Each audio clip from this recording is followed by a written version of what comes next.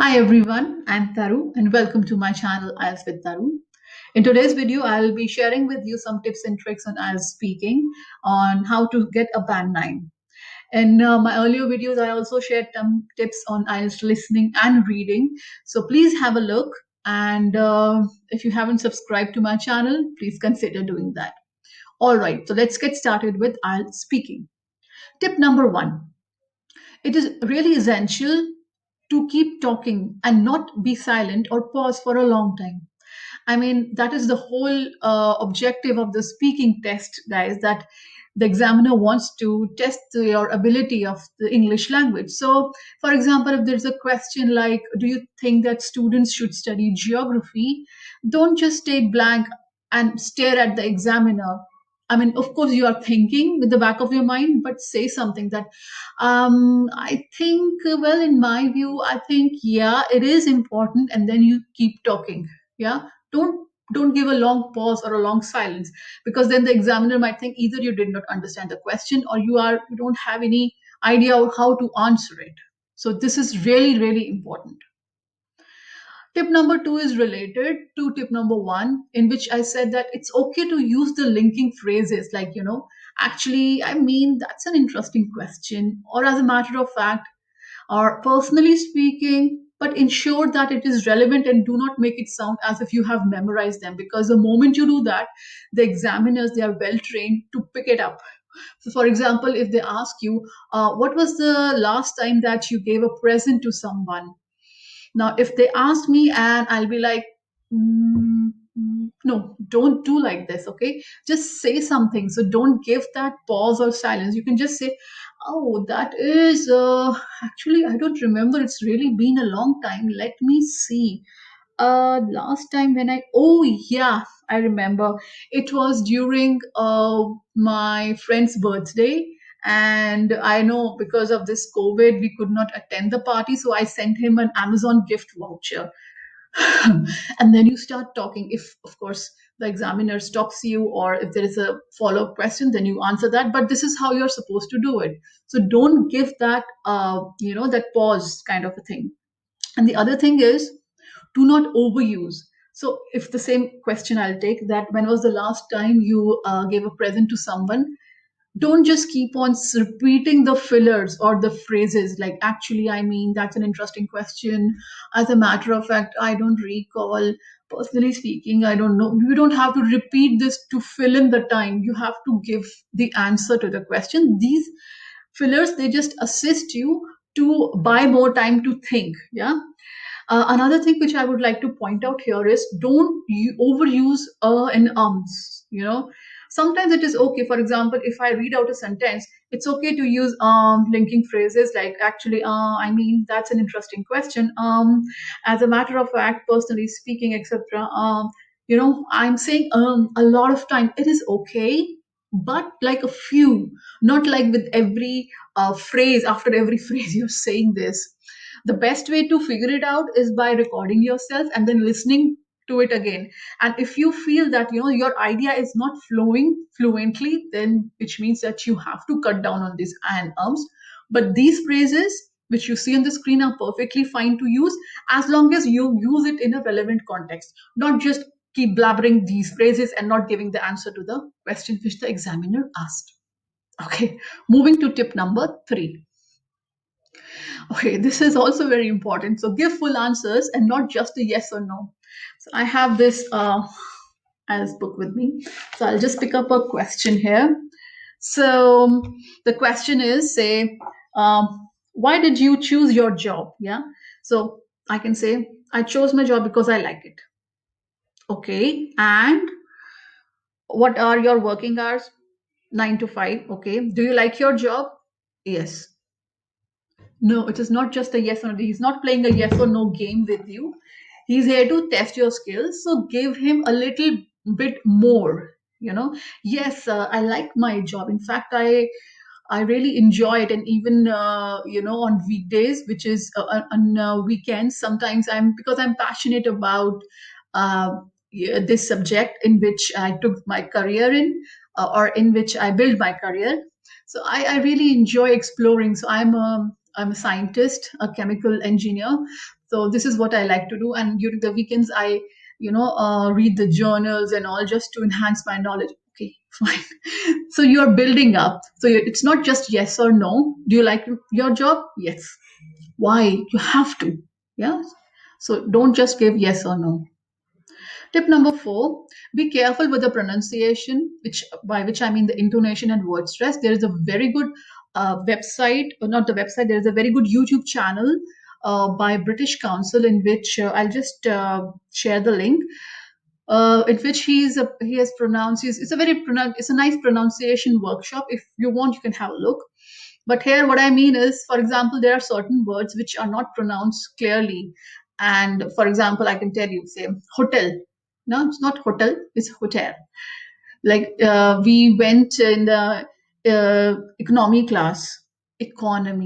So the second part is stressed, yeah. Technology, technology, yeah, this part is stressed. Analyze. So just be careful with this. And to improve this, or how to learn this, is by listening to them over and over again. And if you have a doubt with the pronunciation of word, go to Cambridge Dictionary online, search it, and there is a pronunciation tab. Click on it and listen to it and repeat. I mean, that's how I also learn new words and the stress, where the word stress is. Okay. All right. Next is make eye contact with the examiner. But that doesn't mean that you scare him away. Like, no, it's just like you talk to, when you're answering that, when you're talking to a friend, or we're talking to a colleague or a person, friend, you make eye contact, but you also take away eye contact in between and then come back. So it's not like you're looking eye into eye and talking, but you look here and there. It's like, so let it be a natural flow. Yeah, I know it's easier said than done, but I think it's worth it to keep this in mind. Yeah.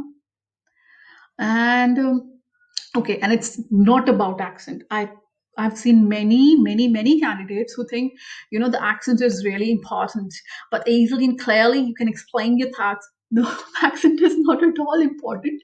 It is with how clarity, with how ease you can explain your thoughts, your ideas. That, again, I'll just say, go back to this example, like I have this geographical skill example. So, do you think geographical skills are important?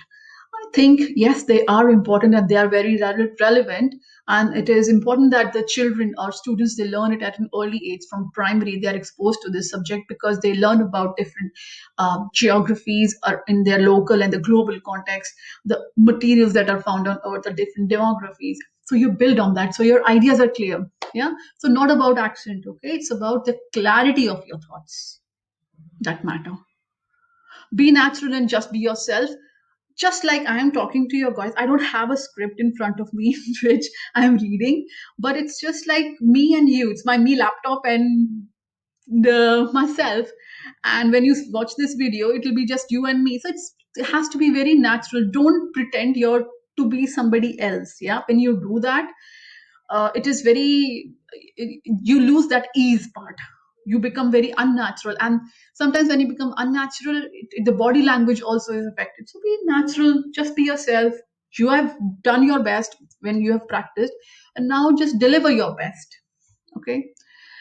Do not show off. By this I mean, don't use those so those kind of words, like those flowery or boastful words, like so there's plethora of resources in our country, or words like, to recapitulate. I mean, these are no words. Don't say like that. Just say it simply and say it clearly. Yeah, there are plenty of resources in our country. Well, I just wanted to sum it up and, say like that. So be natural, be yourself, and say as if you're talking to a person who, you're explaining your point, you're listening and you're explaining your point. I know the examination environment is such, the stress, but just relax and give your best. Okay, it'll all be okay. Keep tips in mind. And then practice wearing a face mask. Yeah, these are the unprecedented times. So record your voice wearing a face mask when you're practicing, and see, where do you see that the voice is not clear, because it may happen that uh, you can figure it out yourself when you record and check that, oh, I was not loud enough, or maybe this word is not coming clearly when I'm wearing a face mask. So it's a good practice when you are wearing a face mask. Don't do it in the very first go. Just, once you're comfortable with the speaking part, just do it on and off so that you get used to. Okay. And tip number 9, which is the last tip, it is that do not panic or lose focus if the examiner not interrupts you. So if the examiner say, they might interrupt you, not because you are saying something wrong.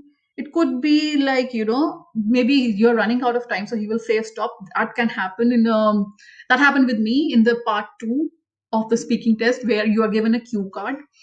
Oh, one thing about the cue card before I come back to this point, that the cue card is given and 1 minute is given in that part 2 of the speaking test, so that you can organize your thoughts. It's not important that you cover each and every part of that cue card. It's just to give you an idea to structure your thoughts. For me, I really like that part because then I know what I have to speak. Okay, now coming again to this one. So, for example, there is a question. So, here it is: describe a special event. Yeah. Example, a festival, carnival, or other celebration that takes place in your country. This is part 2, candidate task card. You should say when the event takes place, why it takes place, what people do, and explain why the event is special. Now, there can be several events. Yeah, it can be Christmas or Diwali or Holi, or depending upon Easter, any event which is important in your country. Now you talk about it, and you say that, okay, this is really important for friends and family. It really bonds them together. Okay, so this is done. And now part 3 comes. And in part 3, the one of the questions is, what sort of occasions do families and friends like to celebrate? Now you may think that the examiner, I already answered this question in part 2, but the examiner is still asking me. It is okay. That is part of his rubric. He's given that, so they have to follow a structure, and that is why it happens. So that is why I say do not panic or lose focus if the examiner interrupts you. All right. So that was it. These are the 9 tips. And I hope that you follow it, because these, when you keep these in mind when you're practicing, it really helps you to structure your thoughts in this direction. And all the best for your preparations. And have a look at the other videos like reading, writing, and listening. And I will come back with more tips. And if you want any topic to be covered, please let me know in the comments. I'll try to make a video lesson of it. And wish you all the best for your preparation. And I see you next time. Bye.